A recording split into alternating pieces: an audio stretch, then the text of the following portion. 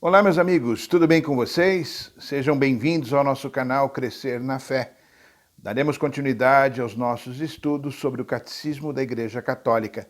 Você é nosso convidado a ficar juntinho conosco, tá bom? Se você ainda não se inscreveu no nosso canal, por favor, não deixe de fazê-lo e acione o sininho para receber os nossos avisos de novos lançamentos. Todas as semanas temos vídeos novos, tanto deste curso do Catecismo quanto do curso da Palavra com o Carlinhos. Então, acionando o sininho, você vai receber os avisos e não vai perder nenhum vídeo nosso, tá bom? Se você gostou, não deixe de dar aí o seu positivo e ajude a divulgar o nosso trabalho. Distribua isso para a sua rede de contatos, para que mais pessoas conheçam a palavra de Deus, para que mais pessoas conheçam a nossa fé cristã, a nossa fé católica, tá bom? Vamos à nossa vinheta? Já já a gente retorna então para o nosso estudo do Catecismo. Até já!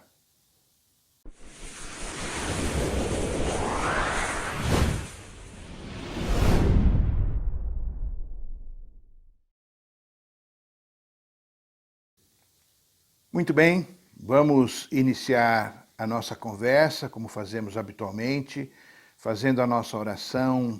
E eu convido você também, neste instante, a se recolher um minutinho para pedirmos a Deus que nos ilumine, que nos guarde, que nos dê o seu Espírito Santo.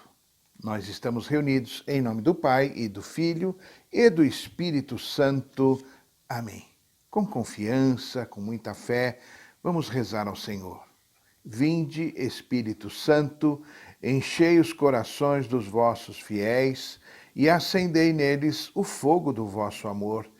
Enviai o vosso Espírito e tudo será criado, e renovareis a face da terra. Oremos. Ó Deus, que instruístes os corações dos vossos fiéis com a luz do Espírito Santo, fazei que apreciemos retamente todas as coisas segundo o mesmo Espírito e gozemos sempre da sua consolação.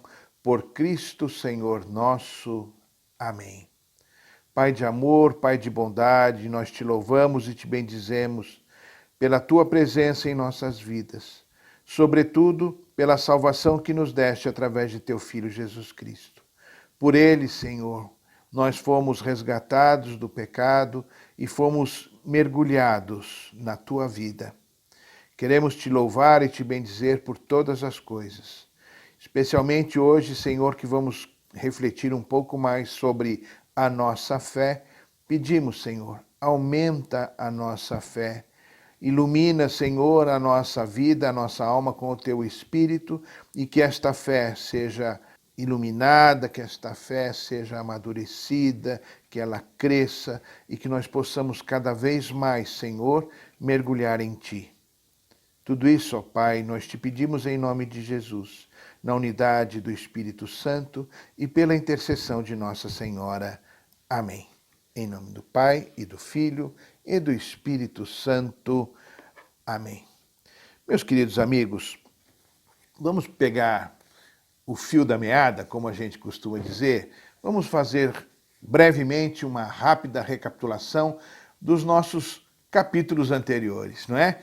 Vejam bem, nós falamos que a fé é uma graça, que Deus nos concede esta graça, mas na medida em que Deus vem ao nosso encontro e nós vamos até Ele, esta graça vai produzindo em nós os seus efeitos. Deus nos dá a fé mesmo antes que nós a peçamos, mesmo que nós ainda nem nos tenhamos dado conta dela, a fé já está em nós porque Deus nos deu.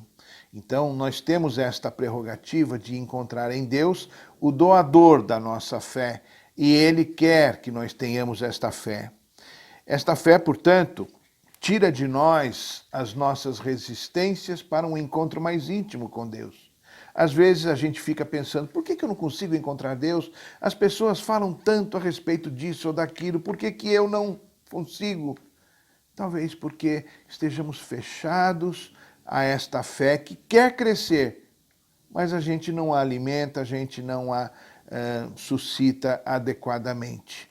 Depois nós falamos que, embora esta fé seja uma graça de Deus, ela é também um ato humano, ou seja, nós temos consciência, nós temos liberdade e ela não é um ato, digamos, involuntário, muito pelo contrário, através da nossa consciência, através da nossa liberdade, através da nossa vontade, nós nos conectamos com Deus e esta fé, portanto, ela alimenta a nossa vida espiritual.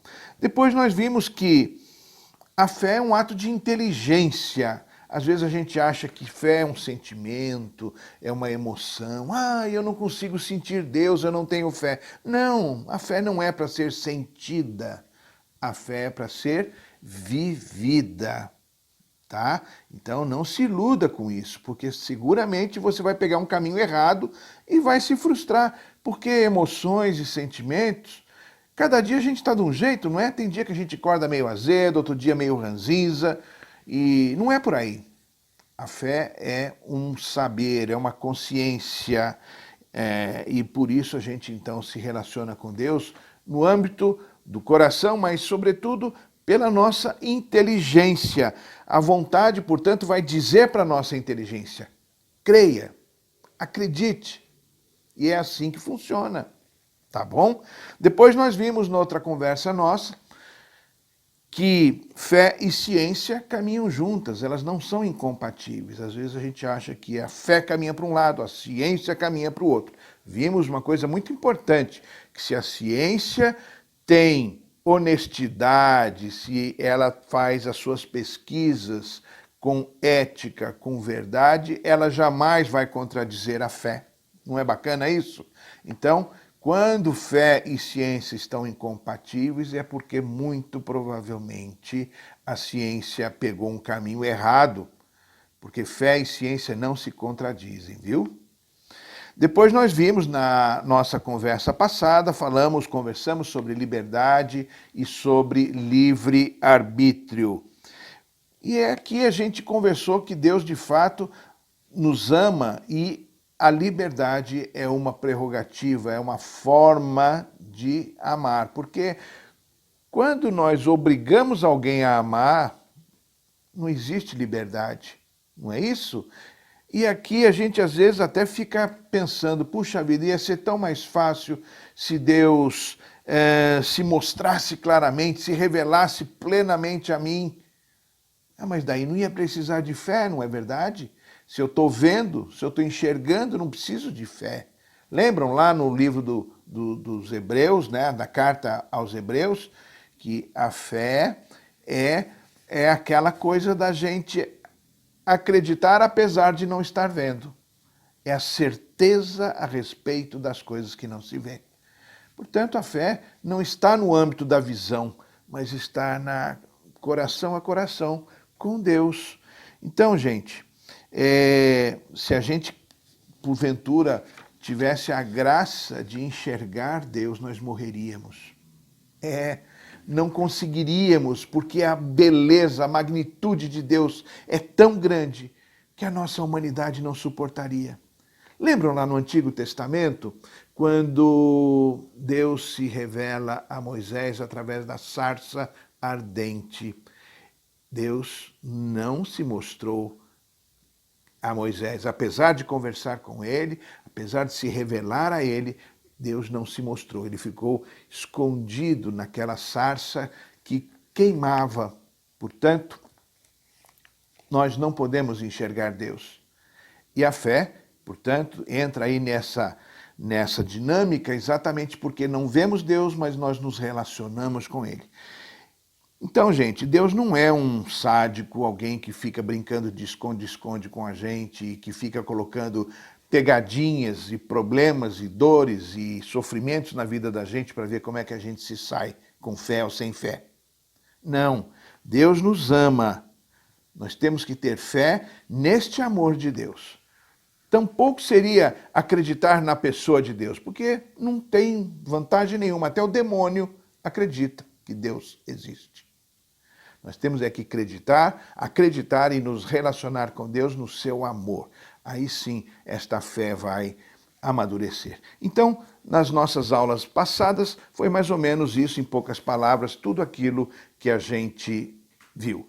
Então, na sequência, nós vamos ler e refletir o parágrafo número 161, tá bom?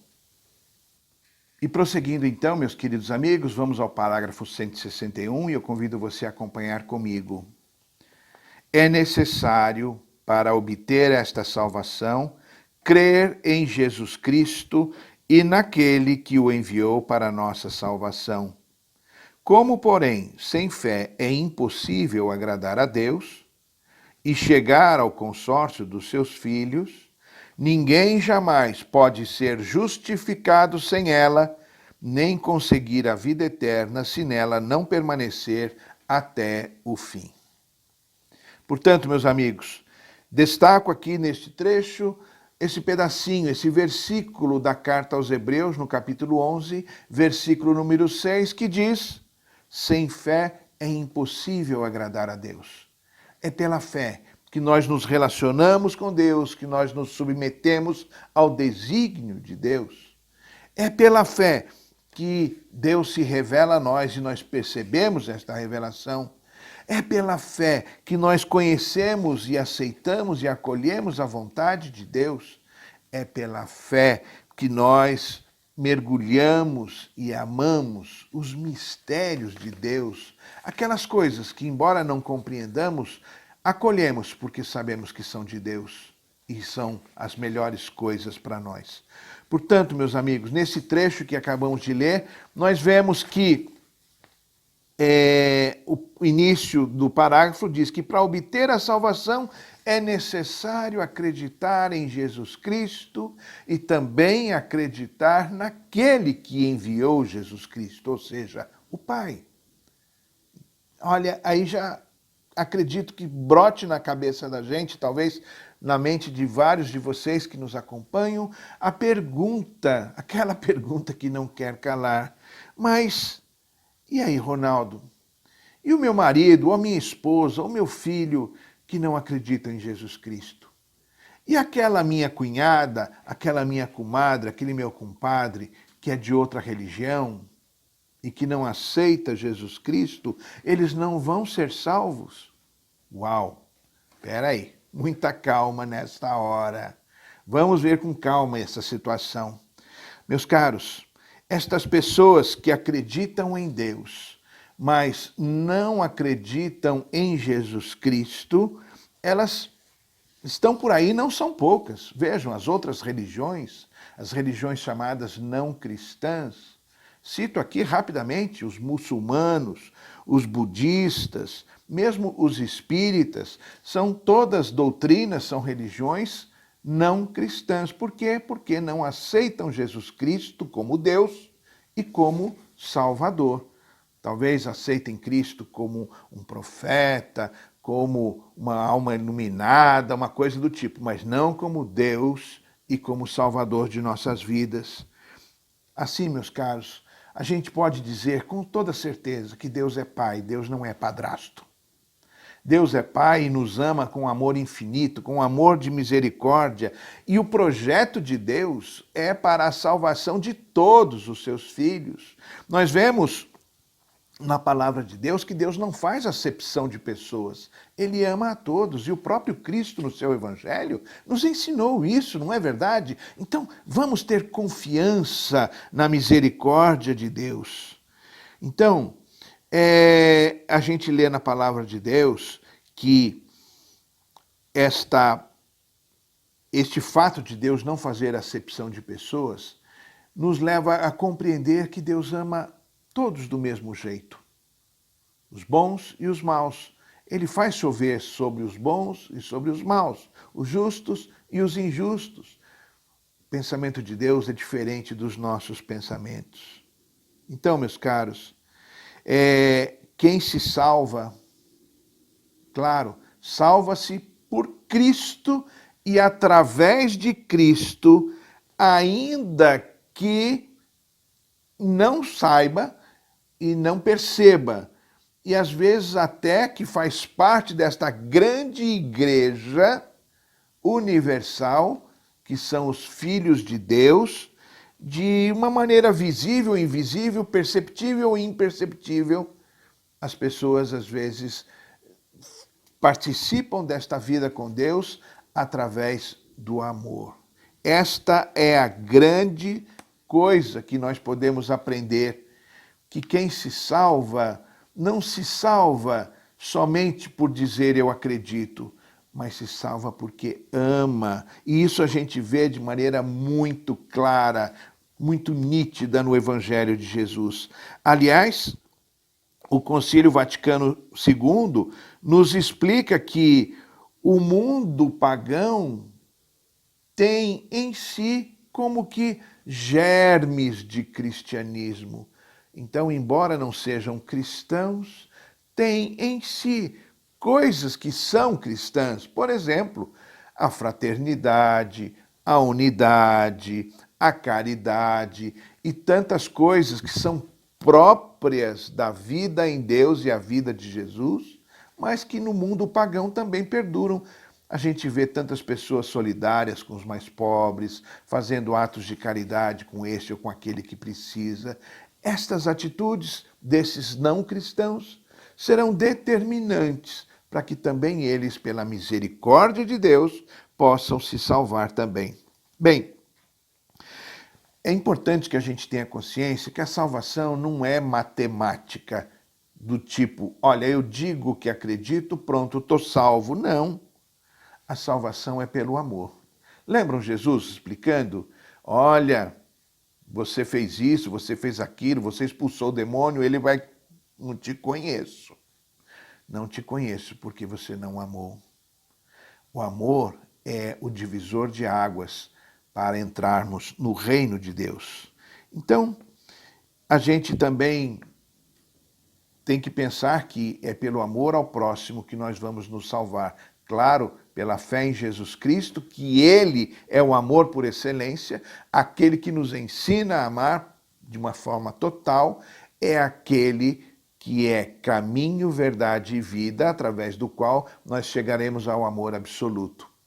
Portanto, em Jesus, nós conseguimos amar com mais propriedade, com mais condição, e por isso nos salvaremos de maneira mais efetiva ou de maneira mais segura, não é isso?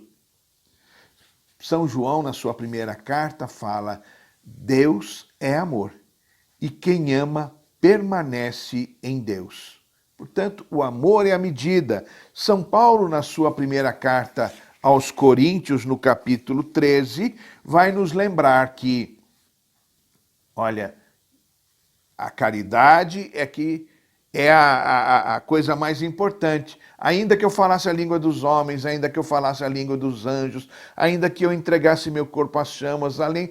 Olha, se eu fizesse tudo isso, mas se eu não amasse, eu nada seria.